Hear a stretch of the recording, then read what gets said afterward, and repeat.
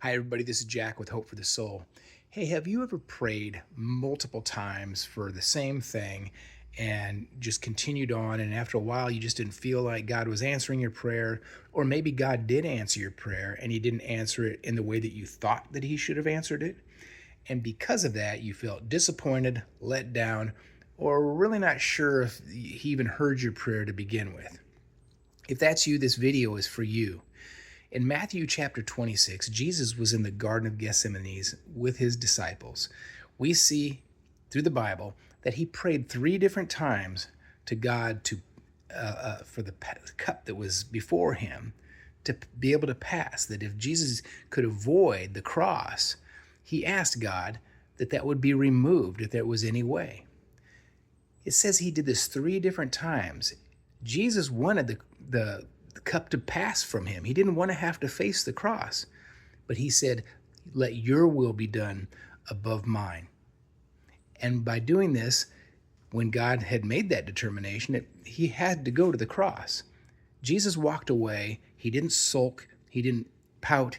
He didn't think that God had abandoned him. He didn't think that God had done him wrong in some way. He didn't think that his prayers were not answered.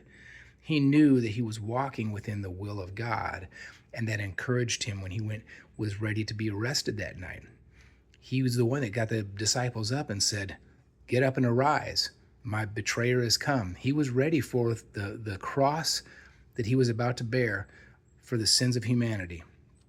So when we come before God many times and he doesn't necessarily answer our prayers in the way that we think that he should or the way that we want him to, but if we are praying that his will be done above ours, which that's the most important part, because we can pray for things many times and be flawed in our thinking and not have a understanding of the bigger picture of everything.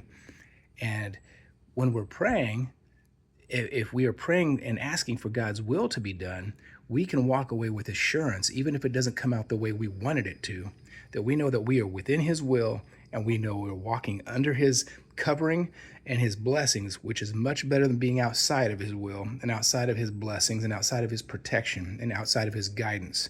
And when we do that, no matter what we are facing, he will be there with us, and his higher plans and his higher purposes will prevail.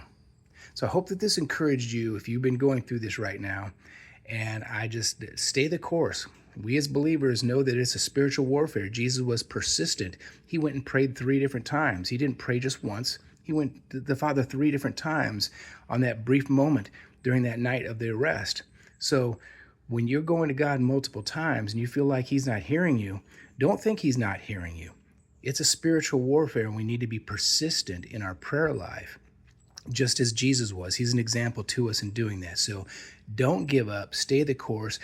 Make sure that you are willing to accept God's will and ask that God's will be done, because that is where your peace and contentment is going to come from, being within his will in all things.